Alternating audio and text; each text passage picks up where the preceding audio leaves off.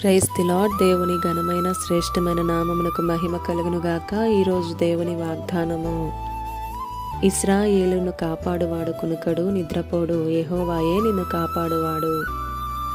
121వ కీర్తన 4వ చరణము. ఈ ఉదయకాల సమయంలో మహోన్నతుడైనటువంటి దేవుడే మనందరితో మాట్లాడుతున్నాడు. ఇశ్రాయేలును కాపాడువాడు కునుకడు, నిద్రపోడు అని. ఒక్క నిమిషం ఆగండి. మీరు ఎలా ఉన్నారు? మీ జీవితంలో శోధన, బాధ, ఆవేదనతో, కష్టాలలో ఉన్నారా? ఒకవేళ భయంకర పరిస్థితుల, దిక్కుతోచని స్థితిలో ఉన్నారా? ఈ పరిస్థితులలో ఉండి బాధపడుతూ ఉన్నారా? ఒకవేళ ప్రకృతి వైపరీత్యాలను చూసి భయాందోళనకు చెందుతున్నారా? ప్రియ సహోదరుడా, సహోదరి, ఒక్క మాట, ఏ పరిస్థితులలో నీవున్నా మన దేవుడు గొప్పవాడండి. మన దేవుడు మహోన్నతుడు. ఆయన నీ దగ్గరకు వచ్చే దేవుడు. నీవు భయపడనవసరం లేదు. మన దేవుడే కదా మనల్ని కాపాడేది.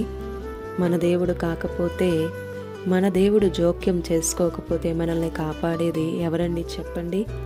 ఏ పోరాటాలైనా, అనారోగ్యం, అప్పులు, ఏ పరిస్థితుల్లో నీవు ఆవరించి ఉన్నావో, నీవు భయపడుతూ ఉన్నావో, ఇశ్రాయేలీను కాపాడువాడు కునుకడు, నిద్రపోడండి. పగలైనా రాత్రైనా మేల్కొని నిన్ను, నన్ను, మనందరినీ కాపాడుతూనే ఉన్నాడు. ఏ కీడు అపాయమును రానివ్వడు.